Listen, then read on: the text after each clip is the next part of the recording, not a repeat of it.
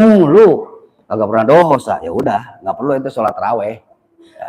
Jadi kalau ente ngelihat ada orang tetangga ente nggak sholat taraweh, ente husnuzon aja, oh dia ngerasa nggak punya dosa kali, husnuzon aja begitu ya, daripada ente nyela belah ubat kagak taraweh ya.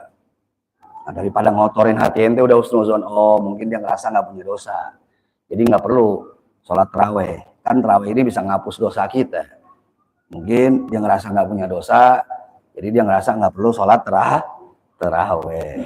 Paham tuh? Jadi kalau kita ngerasa punya dosa, kira-kira kita ngerasa punya dosa gak nih? Hah? Ada apa banyak? Nah, sholat taraweh jangan ditinggal ya. Ikut yang mana, Bib? 8 apa 20? Ya kalau dosanya banyak ikut yang 20. Paham dong?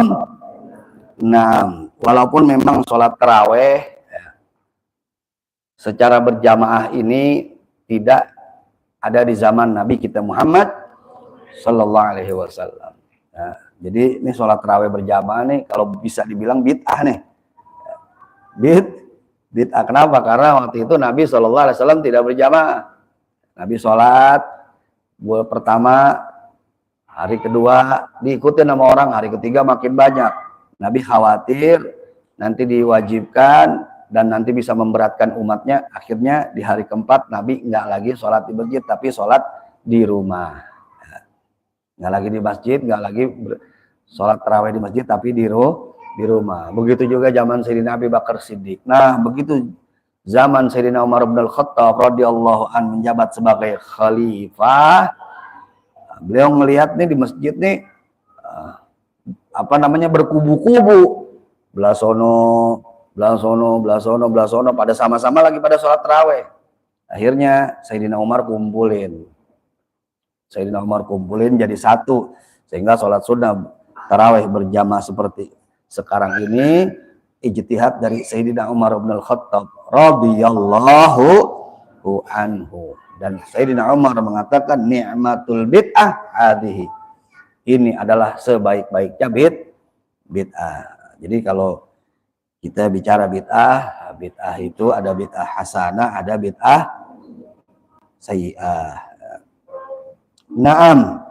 Jadi sholat taraweh salah satu keutamaannya adalah bisa menghapus dosa kita yang telah lalu. Kita yang merasa banyak dosa, yang merasa banyak salah, merasa banyak khilaf, ya, sholat tarawehnya jangan ditinggalin. Insya Allah. Naam. Selanjutnya, selain sholat taraweh, apalagi yang bisa kita kerjakan? Selain sholat sunnah taraweh, yang bisa kita kerjakan di bulan suci Ramadan yaitu membaca Al-Qur'anul Karim, tadarus Al-Qur'anul Karim. Diriwayatkan oleh sahabat Sayyidina Abdullah ibn Abbas radhiyallahu an, beliau berkata, "Kana Rasulullah sallallahu alaihi wasallam ajwadad nas." Rasulullah sallallahu alaihi wasallam adalah orang yang paling dermawan. Wa kana ajwadu ma yakun fi Ramadan, dan di bulan Ramadan beliau lebih lagi dermawannya. Hina yalqahu Jibril, ketika beliau bertemu dengan malaikat Jibril alaihissalam. Wa kana yalqahu fi kulli lailah min Ramadan, dan beliau sallallahu alaihi wasallam bertemu malaikat Jibril alaihissalam itu setiap malam di bulan suci Ramadan.